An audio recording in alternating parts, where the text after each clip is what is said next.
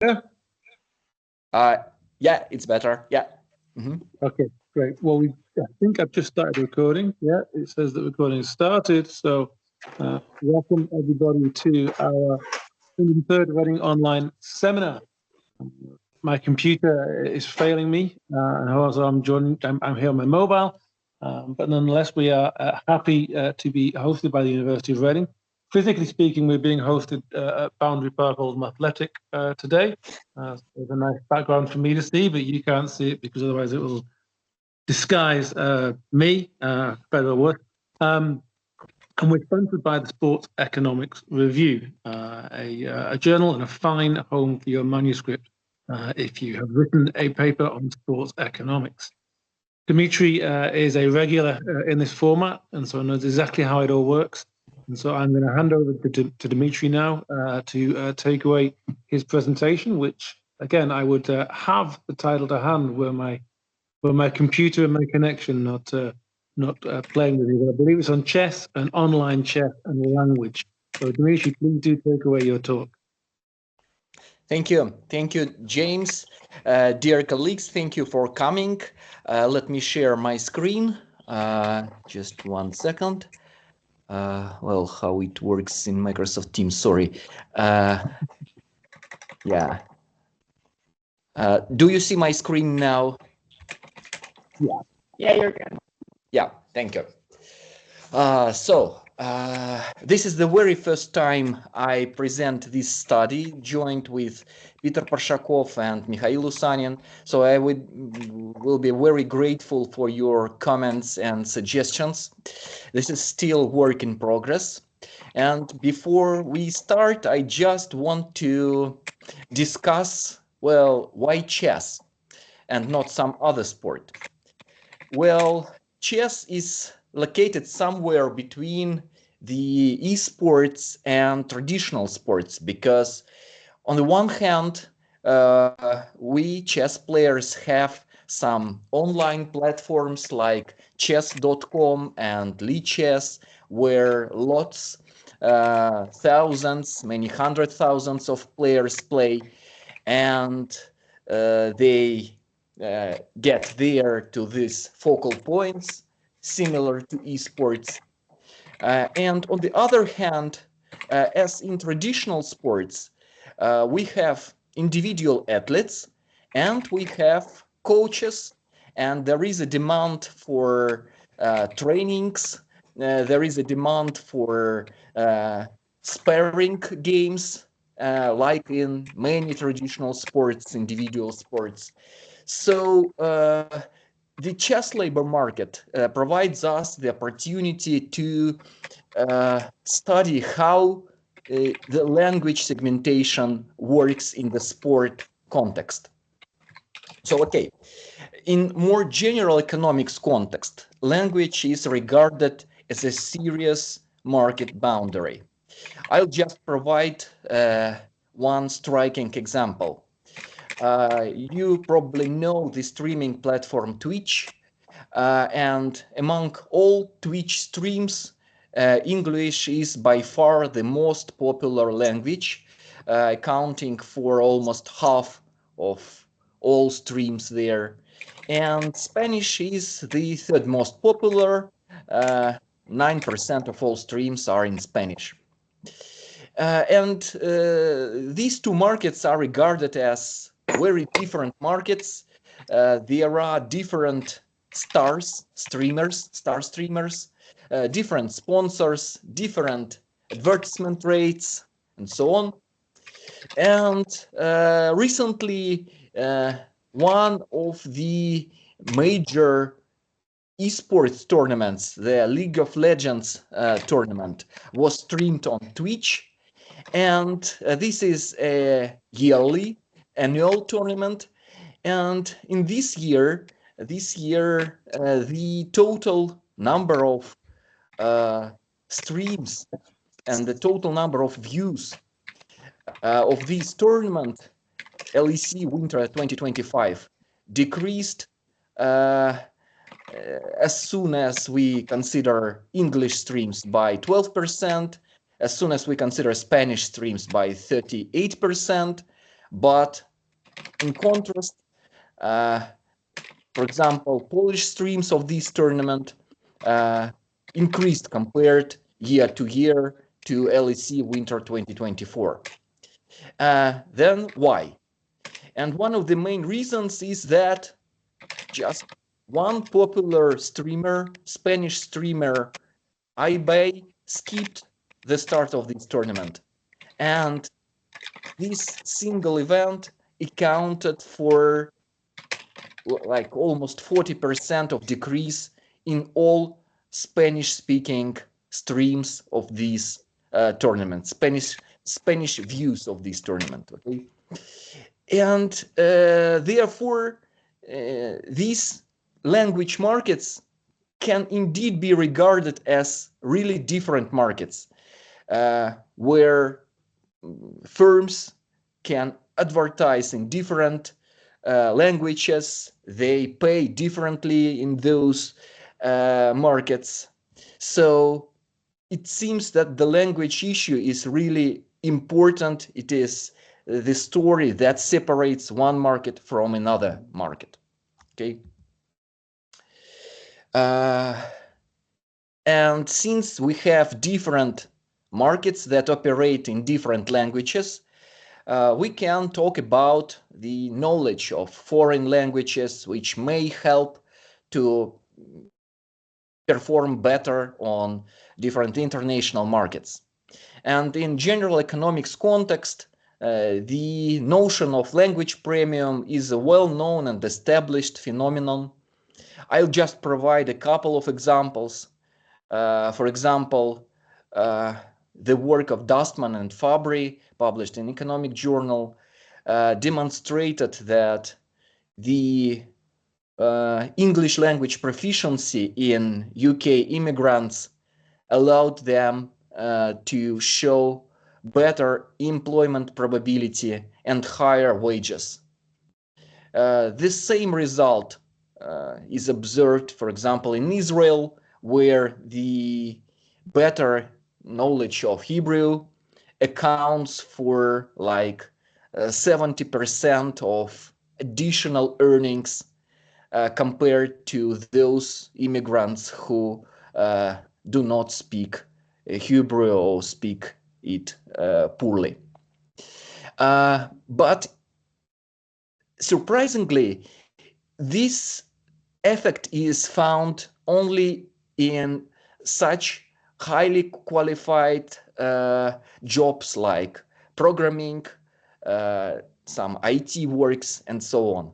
In contrast, if we consider, for example, construction workers and gas station attendants, then the knowledge of Hebrew doesn't allow to perform better in terms of higher earnings. So there are different effects, okay? In Germany, native speakers of German with additional knowledge of English earn additional premium of almost 13% on average. And each level, each additional knowledge of English, each additional level in knowledge of English allows to get an additional increase in wage. Okay, so this result is some sense very similar across different language markets, and it is well established in labor economics. Not only the better probability of employment is a result of foreign language knowledge, but also other socio-economic outcomes like the probability of marrying a native citizen or having a more educated and higher earning wife or husband was demonstrated for those who speak English well in the United States among immigrants in the United States. Also, it appears that better English skills improve the adult health in United States immigrants. So socioeconomic outcomes can be improved with the better knowledge of foreign language. This is also accounts for the language premium. Okay? But not only language premium is observed on individual level, we can talk about language premium on companies level. And there are several studies that show that the company's economic performance is related to how the employees speak English. For example, there is a paper in management science that shows that when the platform eBay introduced the machine translation across all languages, then the trade volumes on this platform increased by almost 11%. Probably it helped foreign customers to better choose the goods on this platform. So the international trade volume increased. Another paper in the accounting review demonstrated that when the conference calls between the employees of a company contained more poor English phrases. No. Sorry? You have a question? Sorry. I'm sorry. No question. Sorry. Okay. Then back to this paper in the accounting review. It shows that when conference calls with the poor English phrases appear, then such companies show low intraday price movement and lower trading volume. Surprisingly, so it appears that indeed economic performance is related to communication level between the employees. And another paper I want to mention, the paper from Journal of Economic and Management Strategy, which conducted a field experiment to test how the additional content in foreign languages on Wikipedia pages about different cities in different countries affects tourist choices. And when the authors manipulated the Wikipedia content, when they included additional pages about the cities, it appeared that the tourists, the consumers, were attracted to the cities where the local Wikipedia page about these cities was present. So it seems that it helps to, that speaking in native language helps to attract additional customers. And this is also about this phenomenon of language premium. Okay.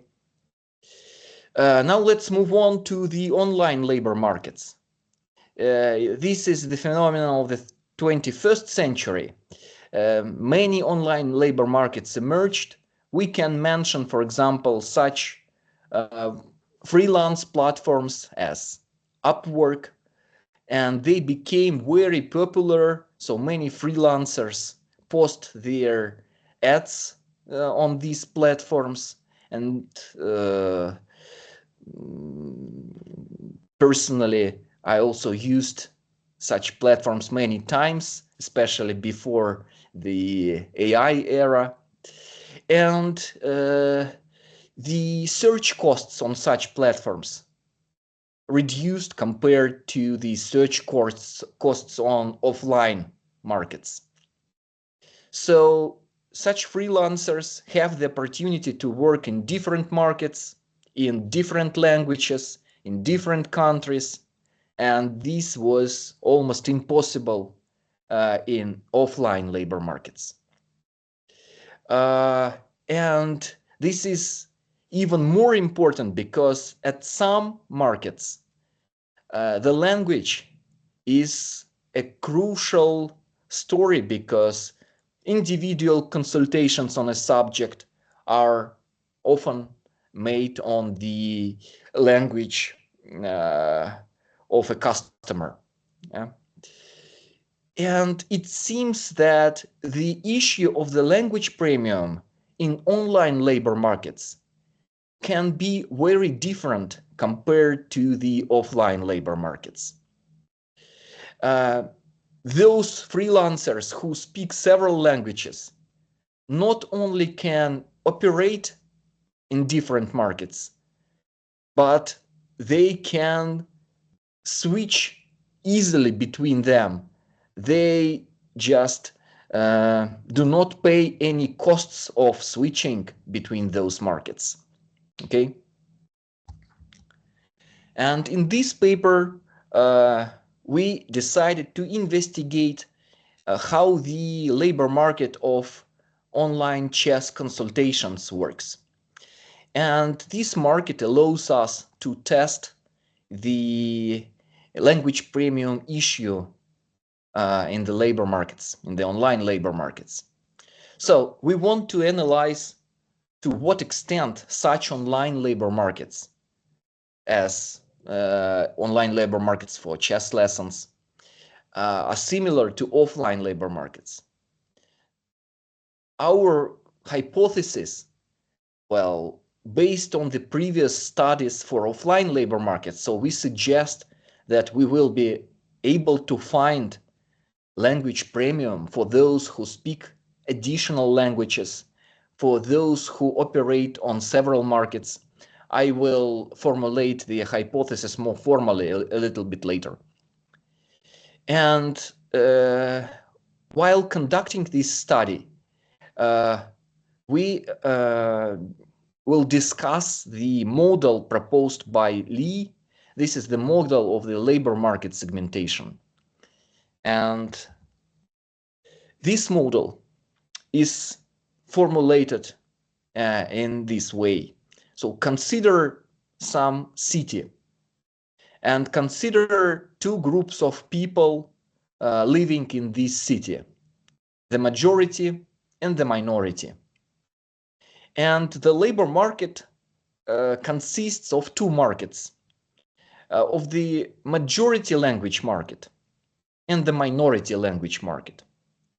And the language of communication in these two markets is obviously different. Okay? Despite the fact that the workers can move between these markets, the switching between the markets is costly. So on this figure, you can find these two labor markets. So we have the majority labor market, where there are many majority workers and some minority workers, and also the minority language market, where we have many representatives of the minority and some representatives of the majority population of the city. And there are different wages that different groups of people can earn on this market. So I will denote by W with indexes M capital and M capital the wage that the majority representative can earn on the majority language labor market. And I will denote by W with indexes M low and M capital the wage that the representative of the majority can earn on the minority language market. So the first letter corresponds to the majority or minority market, and the second letter corresponds to the category of an employee on this market. So we have 4 different wages here, and in this case we can speak about differences between those wages. So if we compare the wage that the representative of the majority earn on different markets, it is the difference between these 2 wages in the upper row. This difference is denoted, is called the within language group bias. So the majority representative speaks the same language, but he or she can work on different markets, yes, and therefore we will identify this within language group bias or within language group wage gap between 2 different language markets. In contrast, if we compare the wages that the representatives of 2 different groups of workers earn on the same market, then we will call this difference the within labor market bias or within labor market wage gap. Okay, so we have 4 gaps or biases in this situation, and in his paper Lee just derives the equilibrium wages on these 4 markets. I will not talk about the theoretical conclusions of his paper. It's not as much important in the context of online chess language market. But for us, it is important that Lee just identified the existence of those wage gaps based on the Canadian census public use microdata. He identified both the within labor market wage gap and the within language group wage gap. Those wage gaps were confirmed.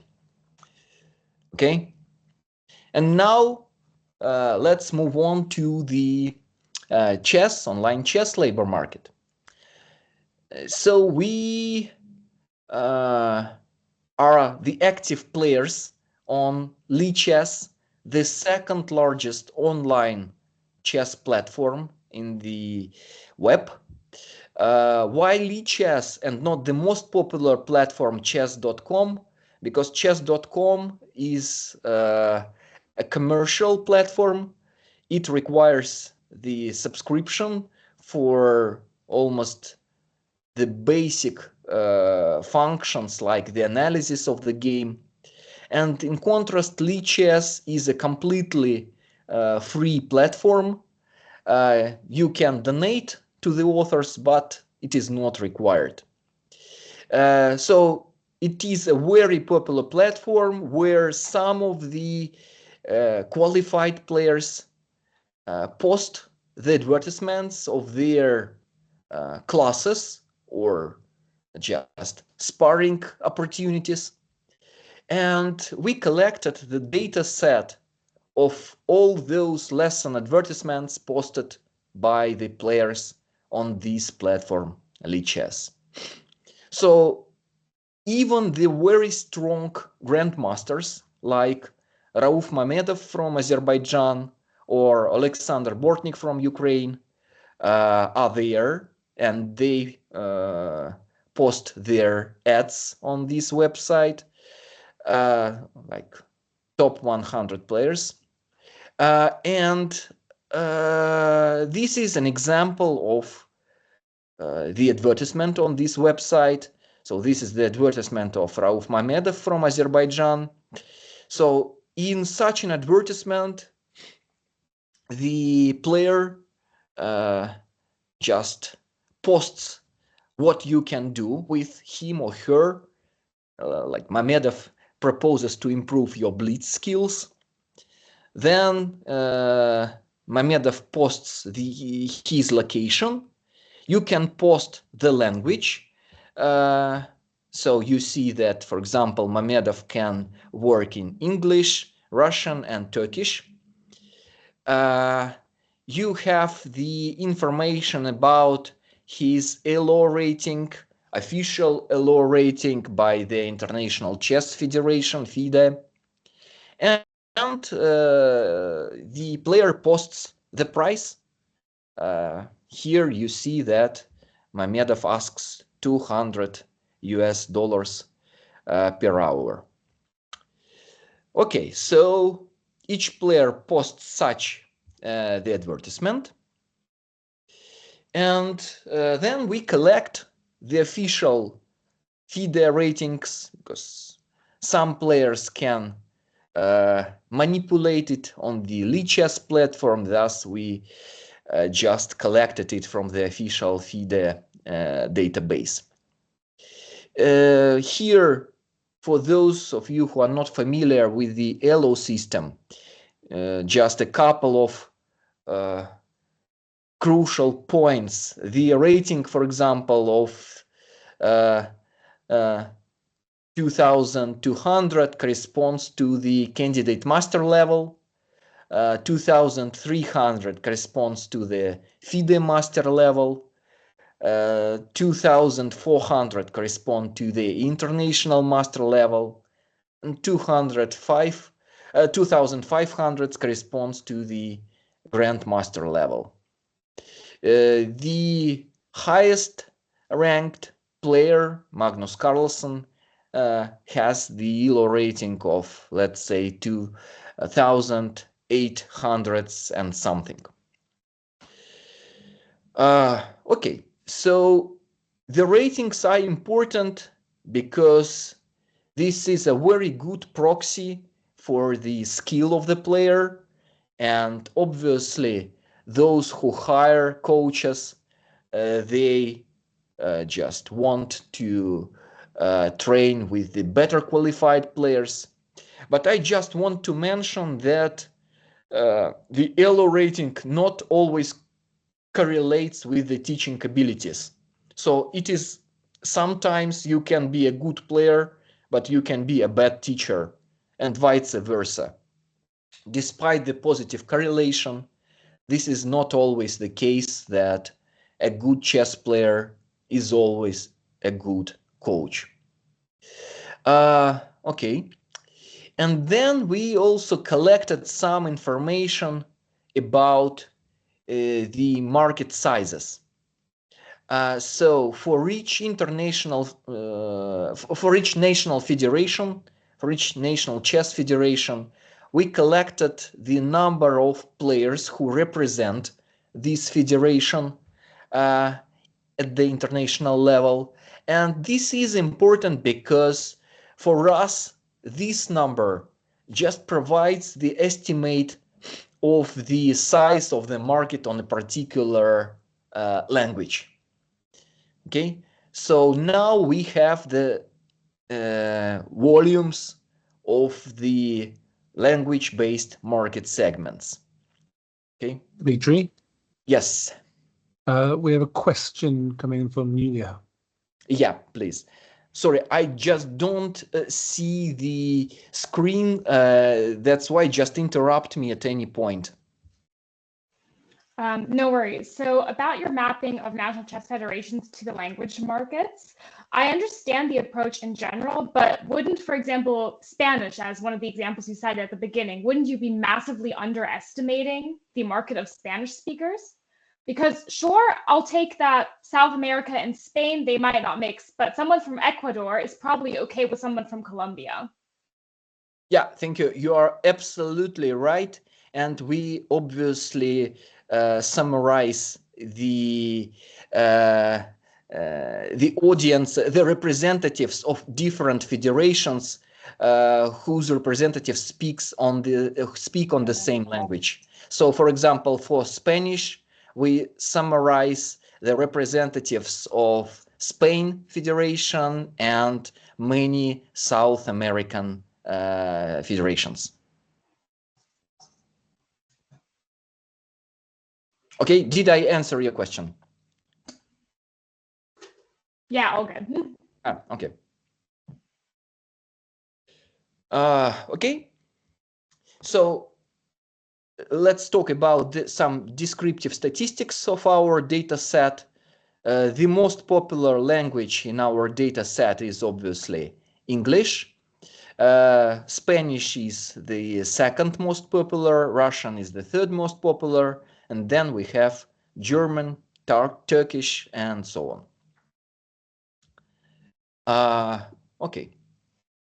Then we transform our data set into the person language format. So one observation in our data set corresponds to the advertisement posted by a chess player and with the specified language in this advertisement. So, for example, if Rauf Mamedov works in 3 languages, then we have 3 observations that correspond to this player. Then we converted all prices to US dollars at some using some official conversion rates, exchange rates at a particular date. We, as I already said, matched countries and official languages of that countries. Okay. And here are some other descriptive statistics. So, for example, you can see that the highest, probably the most qualified, chess player asks about $300 per hour, and some other coaches ask just $1 per hour. This could be either a mistake or something else, but still. Okay, we have just 14% of female players who posted some advertisements.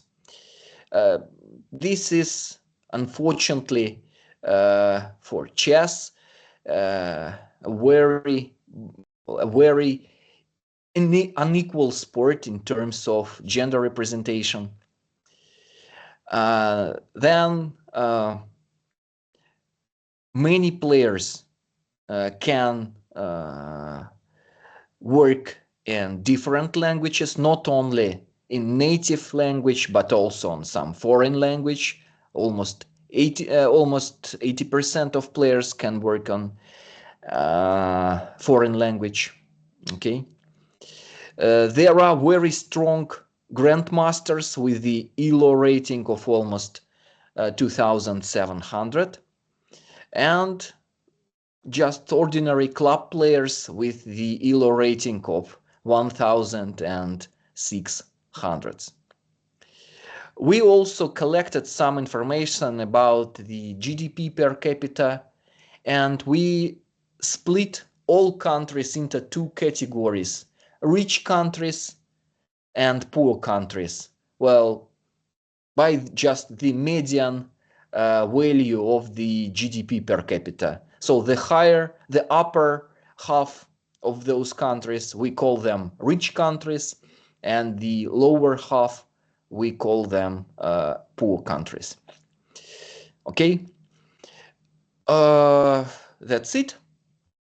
In total, we have 2,000 and almost 700 observation in our database. And here are our hypotheses. So many of them are based on the previous studies.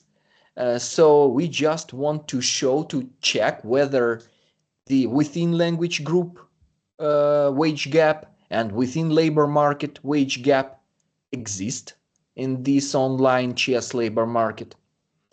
But also we are interested about the role of the size of the market.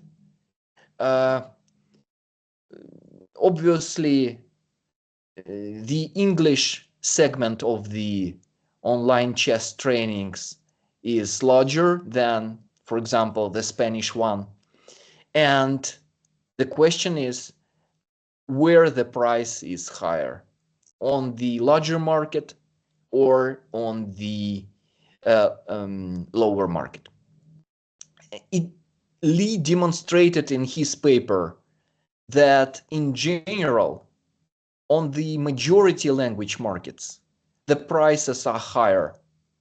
This is due to the fact that there is a better matching between firms and workers on the majority language market compared to the minority language market.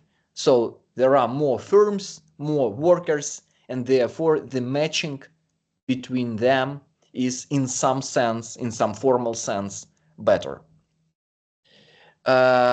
Okay.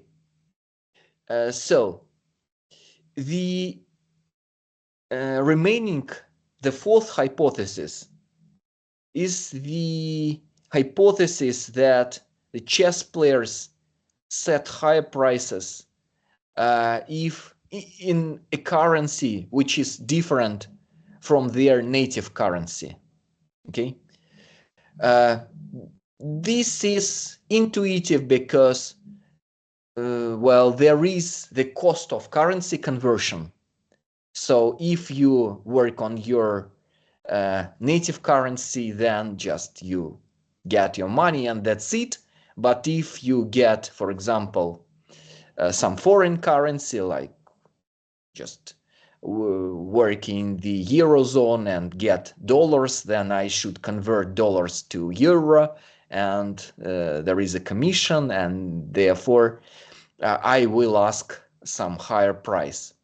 But another consideration which can be important here is that you can discriminate the consumers by setting higher prices in foreign currencies. So in some cases, the price discrimination story can also be here. Okay. So what is our estimation strategy? The dependent variable is the natural logarithm of the price set by coach I, who works in language L. Okay, and the independent variables are the following. So first, we collect the data about the audience who speaks each particular language, and this is the variable language audience, which is language specific. Okay. Then we collect the data about the ability of the chess player to work on the foreign language. This is the dummy variable. Then we match the player with the language, and we have the dummy variable that corresponds to player I and language L if this language L is the native language of the player I. We also have this variable native currency, which also matches the native currency of the player I. We have some control variables like FIDE rating of the player, the GDP per capita of the corresponding country, the male-female dummy variable, the rich or poor country dummy variable. Okay, we have dummy variables for different chess titles of the players, like candidate master, FIDE master, international master, and grandmaster. And that's it. So our variables of interest are the first four variables. So we are interested in estimating the coefficients beta 1, beta 2, beta 3, and beta 4. And these are the results of the two specifications of our model. So let's just discuss each hypothesis that we formulated a little bit earlier. So the first hypothesis, the size of the market. So let's check whether the size of the market is positively associated with the price of the training. So in the first model, you can see that the coefficient for language audience is negative and statistically significant. So it seems that the larger language audience reduces the price of the training. And this is very different from what Lee found in his paper. However, when we move to the second specification, when we introduce the interaction term for language audience and the variable, the dummy variable for rich countries, the countries with the GDP per capita that is higher than in the median country, then the situation changes. So if you compare the coefficients for the language audience variable and for this interaction variable, then you can see that for rich countries, the larger market indeed corresponds to a higher price. While for the poor markets, it is vice versa. This is interesting, and if you think about why this is so, it can be due to the fact that some of the poor countries, well, they have, well, the access to chess is easy. It doesn't require much investments from parents of a child, for example, if we talk about young players. And it seems that for poor countries, the larger audience just increases the demand for the training and doesn't increase the supply. And this can explain this negative effect. However, in rich countries, it is different, and the economic mechanism behind that can be that just the demand side, the increase in the demand just leads to the higher prices, the higher equilibrium price on this market. Okay. Now let's move on to the second hypothesis. And this is about the within language group wage gap. So, does the ability of the coach to teach chess in a foreign language increase the price of the training? And let's look at our estimations. you can see that for the foreign ability variable, it is not statistically significant, and therefore we should reject these hypotheses.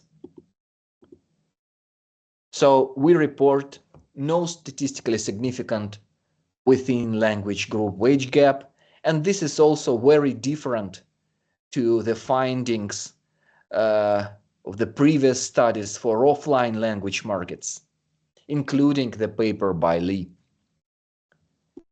As for the within labor market wage gap, then let's check whether native speakers set higher prices than foreign chess players.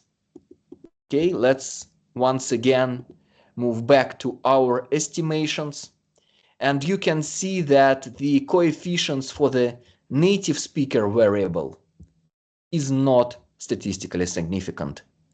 Therefore, we reject this hypothesis that there is the within labor market wage gap.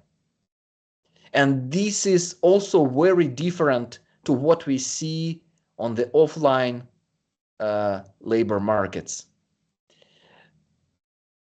One can ask, why so? Why no within labor market wage gap and no within language group wage gap? And probably the nature of the online labor market is the answer here. So if we consider highly qualified professionals with probably high IQ, strong chess players who play in international tournaments as a necessary part of their sports career, probably for them, the ability to learn the foreign language helps them just to switch between the markets without any additional costs. And this leads to just one single market rather than the separated labor markets, as in the case of the offline labor markets, when you have like transportation costs and so on and so on. Okay. Finally, the fourth hypothesis, it was about the prices in different currencies.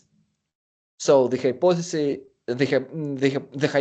is that the chess players set higher prices in foreign currencies due to the cost of conversion. And let's see what our results suggest. Yeah, you can see that the price of 1 hour training in native currency is lower compared to the price in foreign currencies. And this is very intuitive and logical. So as we already discussed, the chess players need to convert earnings in foreign currencies into their native currency. So we do not reject the fourth hypothesis.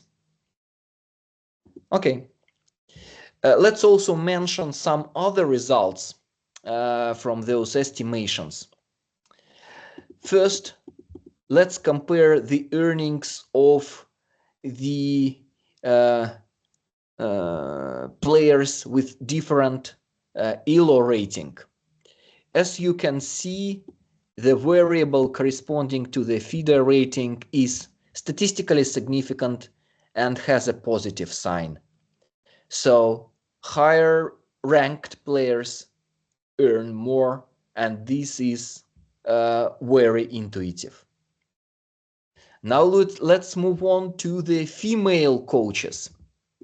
As you remember, there are only 14% of female coaches in the whole data set. And we have the statistically significant effect of the gender, and female coaches earn more, all else equal. This can be explained by the fact that the female coach is a kind of an exclusive good. The training provided by the female coach is kind of exclusive good, and from the economics we know that exclusive goods sometimes are priced very differently compared to the other goods. Okay. And finally, the last variable that we have in our data set, the variable corresponding to the information volume on the profile of the chess player. So those who added more information to their profile earn more.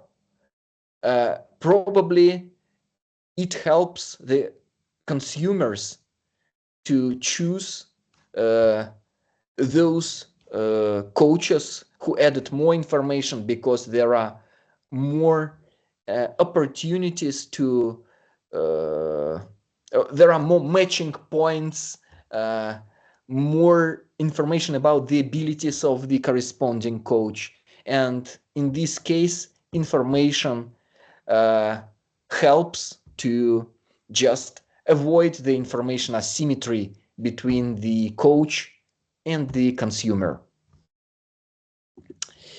Okay, so basically these are the final results of our study. As I already mentioned, this is the very first presentation, so I would be very grateful for your comments and suggestions, but let me conclude. So we do not find evidence of within labor market or within language market in online chess. This is very different to what was previously found in offline labor markets. The explanation that we propose is that the costs of switching between the markets for highly qualified chess players who play a lot of international tournaments are close to zero, and therefore there is no room for those wage gaps. Also, we found that higher rated players earn more, female players earn more, and those who add more information on their profile also earn more. There are two important limitations in our study. First, let me note that we observe only the supply price. So the price that we have in our data set is just the price posted by the coach. However, there are no economic reasons for the coach to be irrational and set the price which is higher than the equilibrium price, because, well, the search costs are close to zero, and definitely no one will choose you if your price is much higher compared to the similarly qualified professionals. The second important limitation is that we took our data set from the second largest free online chess platform, Lichess. There are more players, much more players on the first largest platform, chess.com. However, as I already said, it requires subscription, and therefore it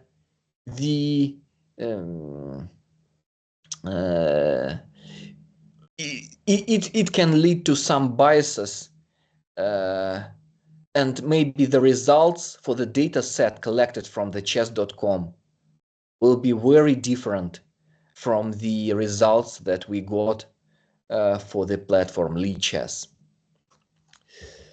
Okay, that's it. And thank you for your attention. And please, if you have any questions, I would be happy to answer them. Thank you. Thank you, Dmitry.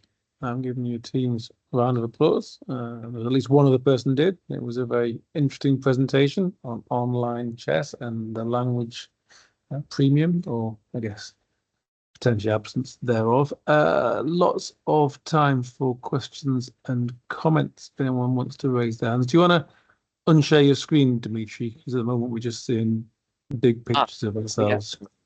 Yeah, here it is. Yeah. Perfect. You may want to go back to your slides, but you can reshare at that point. Oh.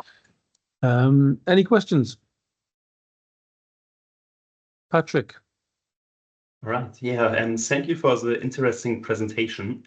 Regarding your last point in comparing or the limitation in Bezug, with respect to chess.com, I remember a while ago for a project I have with Julia, I started stalking people on chess.com on their profiles, and at least part of them also include provide information about costs for training, etc.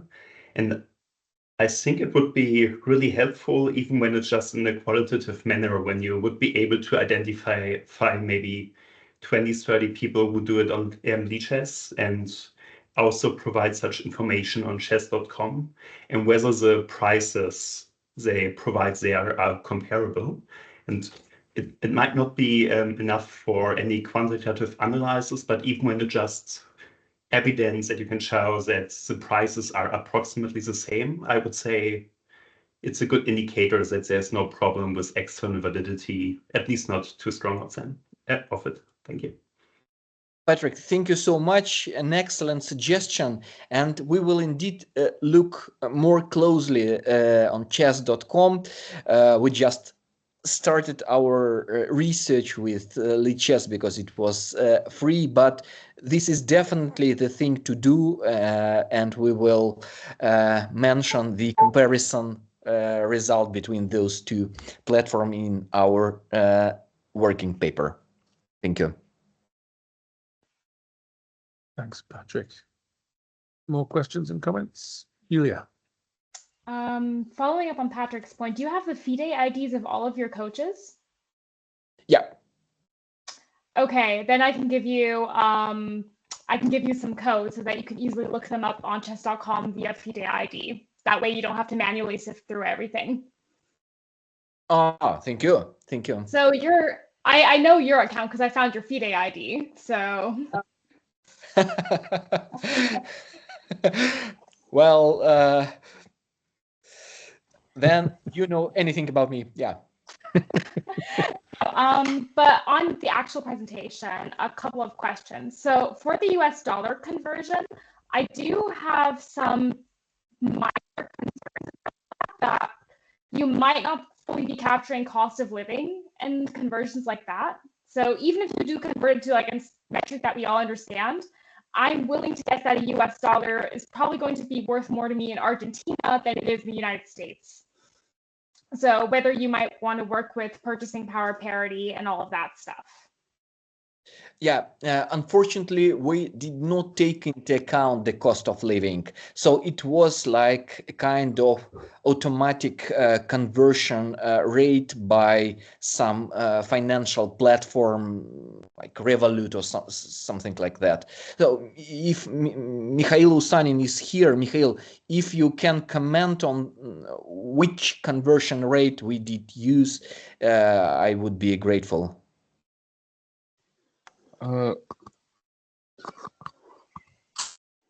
don't remember, but it was like a official rate for converting. So it was like the conversion rate set by Revolut or something like that, and yeah. did not take into account the cost of living. No cost of living, yeah. But what is the economic intuition behind taking into account the cost of living? So in our study, the conversion rate serves the role just of the comparison, for example, for the same player who just collects money in two different currencies. So he lives in the same country, and if we compare the price in one currency and the price in the other currency, well, the cost of living remains the same for him. Okay, then I misunderstood a point. I was thinking more along the lines of that if I'm offering my services, that I might just undercut, which obviously Europe is also against anyways, but I might be willing to be offered just a bit cheaper to get the market on. But, no. No.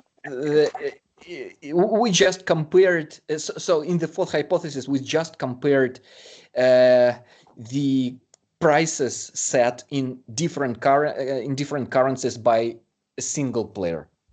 Okay, that makes a lot more sense. I was thinking, like I said, along natural lines, but okay, that helped explain it. Mm-hmm. Thank you for your question. Thank you.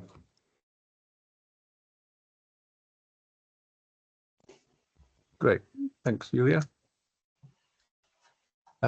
Yaiki, I forget your name wrong, but go ahead.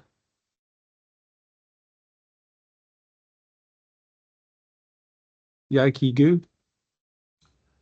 Okay, it's me. Thanks for your share. It's the first time for me to join this meaningful academic conference. Based on the econometric model you presented before, I did not understand the meaning of the variable, the sum of title. Yeah, I hope you can explain it again. Thank you. Yeah, thank you for your question. Let me just show my screen once again.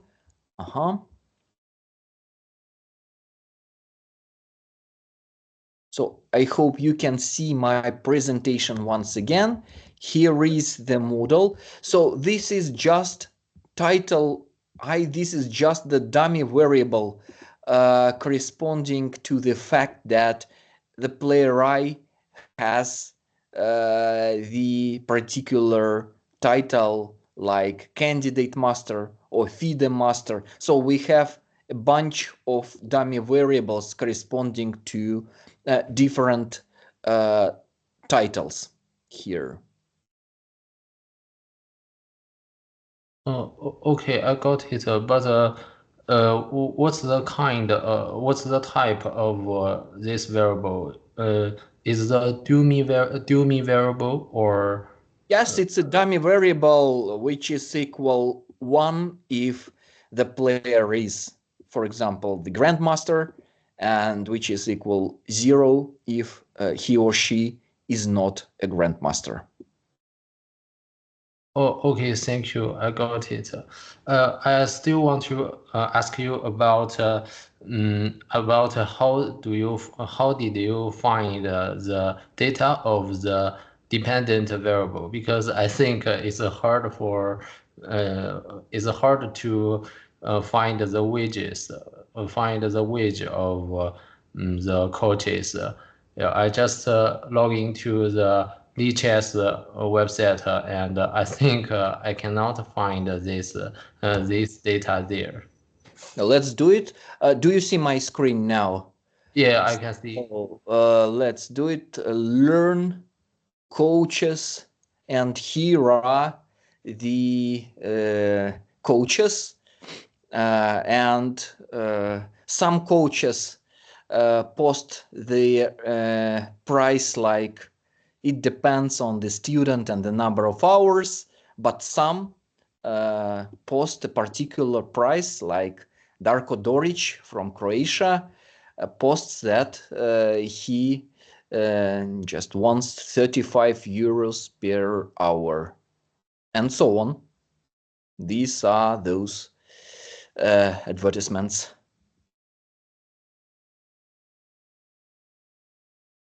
Most of the coaches post at least something in that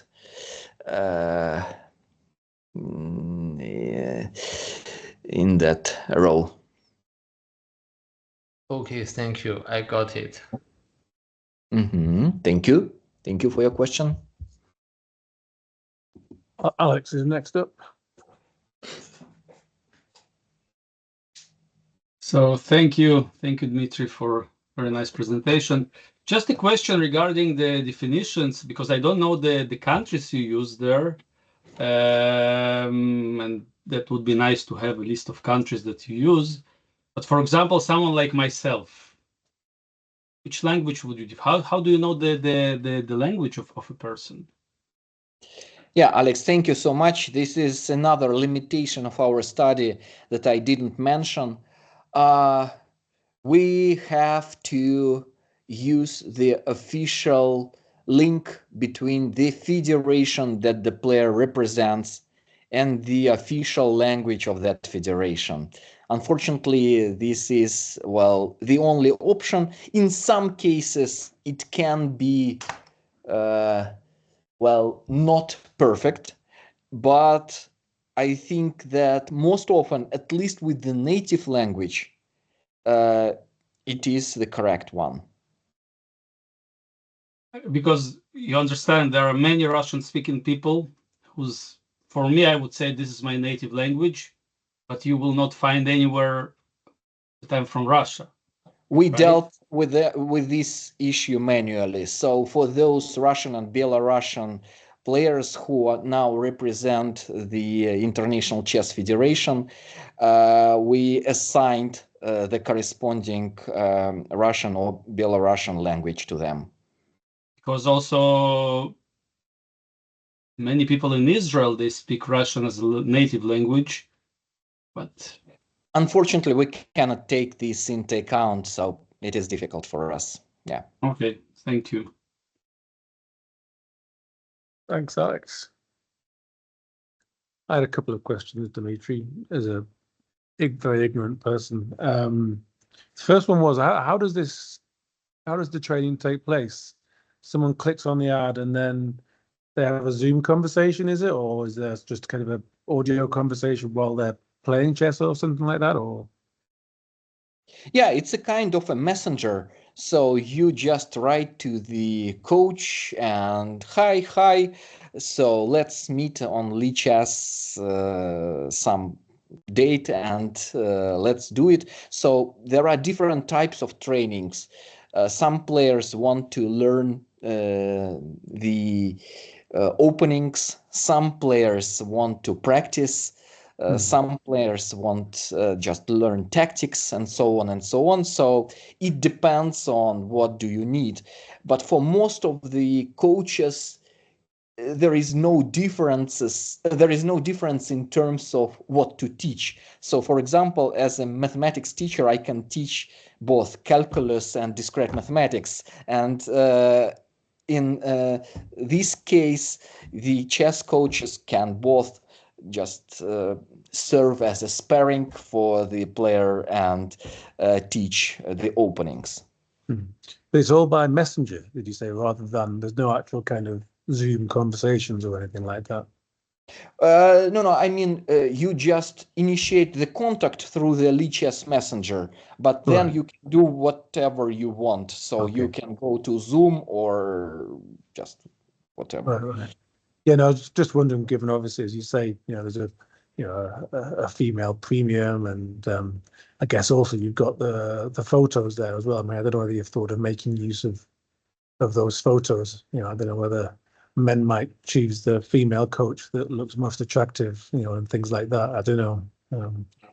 It is another interesting question, but unfortunately, the size of this data set is not large enough to test this attractiveness story. So we have just 2,500 advertisements, so only 15% of them are female players, and well, the data set is not large enough. Yeah. And possibly also not necessarily practical either, but I noticed you used the length of the the description that they put in as an explanatory variable. I don't know whether you thought of using kind of natural language processing techniques and thinking about how positive the description that a player puts or how negative it is, and whether that had any kind of impact. Let us see. Just let me share my screen once again. So let's check. Let's check the profile. So you are asking about the sentiment of the information in the profile, yeah? Yeah, just wonder whether you could, because it's quite easy just to use any kind of Python type sentiment tool. Yeah, but well, so this Grandmaster Joseph Jurel states that I enjoy traveling around the world. I can do this and that. These are my achievements. Teaching experience. We can do the following. I work with players rated in this interval. He is a broadcaster. Opening preparation is his best skill, and so on and so on. So this is a very detailed profile, I must say. So most of the chess players do not invest much time in completing this profile. Yeah. Let So, me check well, just another run. You found the longer they are, the more they got. Or was it the more they charge, the longer they put? I can't remember your aggression result. Yeah. So for example, this FIDE master just states that he has 25 years of teaching experience, and that's it. You sure it's 25 years? I mean, that's just 25, right? That's just about as minimal as it gets. You're right. Yeah. So it seems that the investment in this completing the profile pays off. So our results show that the more information you have there, the higher is your wage. And okay. Yeah, this is another detailed profile. Yeah. Many information with the links to her chess results, teaching experience, Polytechnic University, and so on. So another very detailed profile. So it helps, probably it helps to choose the right coach for you. And she also has about her love of chess. Maybe that helps when you're writing these kinds of adverts. Yeah.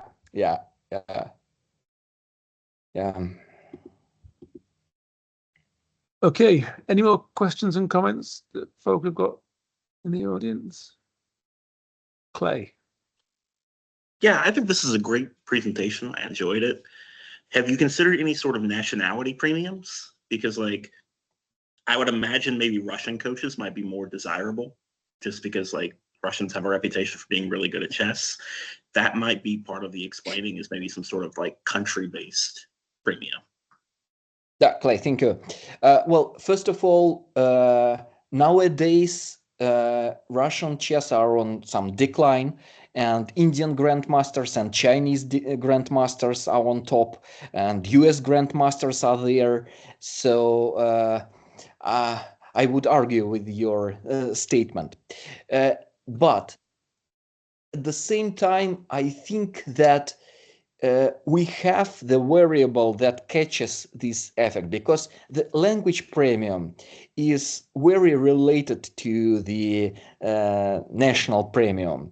So, for example, for the Russian language speakers, we can add those dummy variables for those grandmasters. Unfortunately, in this particular specification, we didn't include this dummy for each particular language. But we can do that, and we will report the results. Thank you. I just know anecdotally from youth soccer, there used to be a premium in the US for Spanish, Brazilian, or English coaches, just to be a perception, maybe not necessarily that the coach is better, just that those countries are better at the sport. So maybe something like that's going on. I agree, Clay. Thank you so much. Thanks, Clay. Probably time for one more question. Anyone wants to ask one?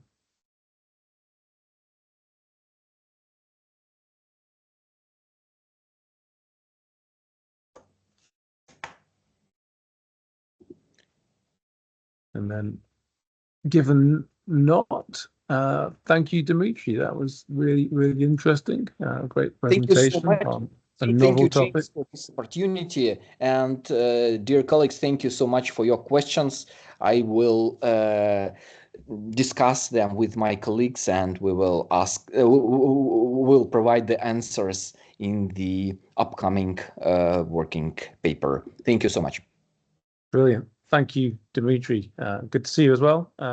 We will return again next week. Next week on the 22nd of August, we have Enya Herdjurgen from Paderborn University presenting a lack of competitiveness or of resources, gender differences in high-level tournament participation. So, thank you once again, Dmitry. Thank you, everyone. Have a great weekend and see you soon.